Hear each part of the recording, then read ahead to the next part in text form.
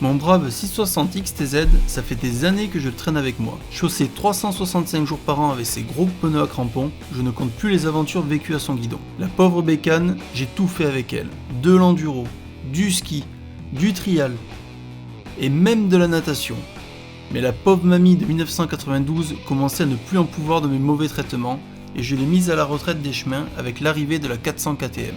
Et c'est là que j'ai eu l'idée de lui donner un look un peu décalé, pour en faire une moto rigolote, histoire d'aller chercher le pain par les petites routes ardéchoises. Le projet 660 XTZ était né. C'est le début des travaux sur le XTZ, avec à terme, si tout va bien, une préparation scrambler machin que j'ai caché quelque part dans ma tête.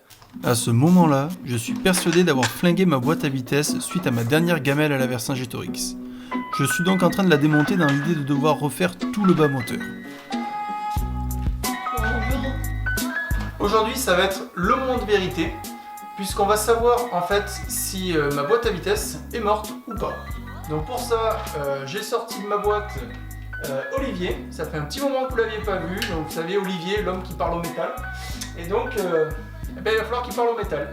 Allez, c'est parti. En une bonne heure de travail sur mon sélecteur tordu en 3 endroits, Olivier venait de m'enlever un énorme poids mécanique et financier. Plus besoin de démonter le moteur. Son gros réservoir, c'est la partie la plus moche du XTZ. En même temps, je voulais garder une grande autonomie pour pouvoir aller bosser avec. J'ai donc opté pour un économique maquillage à base de stickers, genre le lot de 100 là que t'achètes 3 francs 6 sous. Ah mais au fait, j'ai oublié de vous dire ça au début, dans ce relooking, je ne me suis fixé qu'une seule règle, ne pas modifier ne serait-ce que d'un petit perçage le cadre d'origine.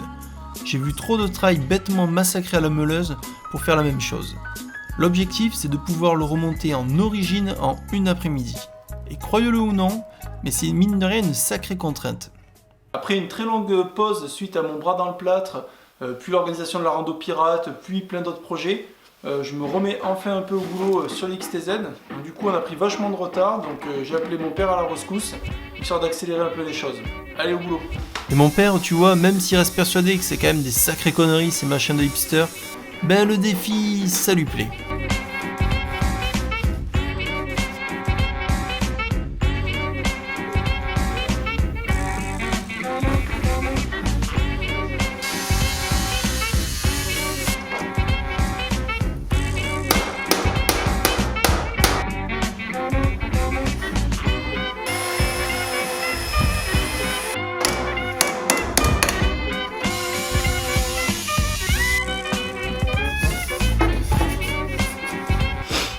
Bon alors les petits caches sur le réservoir en fait sont faits à partir d'une gouttière en fait récupérée, c'est système D quand tu nous tiens.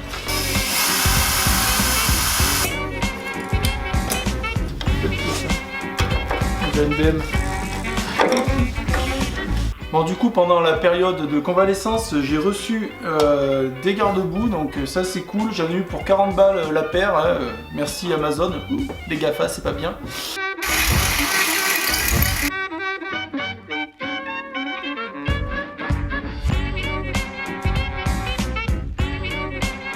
Mon hideuse selle violette toute déchirée va être entièrement refaite par David, un copain qui fait ça pour le plaisir. Si ma chute en SV m'a fait prendre beaucoup de retard dans ce projet, celle de Rémi en snow m'a obligé à le terminer en urgence pour pouvoir aller à l'hivernal du Vercors à son guidon. Et ce n'était peut-être pas plus mal d'avoir une deadline. Non, là en fait concrètement le XTZ il manque l'électricité globalement, l'éclairage tout l'arrière et tout l'avant. Donc c'est en mode système D en urgence puisque du coup on a une après-midi pour tout préparer avant l'hivernal. Merci Rémi.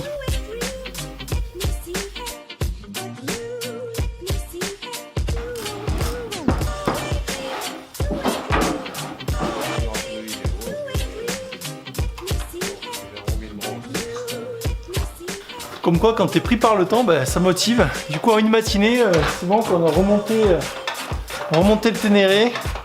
Bon, il va y avoir un peu de travail à faire pour faire un petit peu de déco sur la tête de fourche. Mais bon, ça déjà maintenant je suis prêt à rouler, prêt à aller à l'hivernal. Le décapeur thermique est mon ami.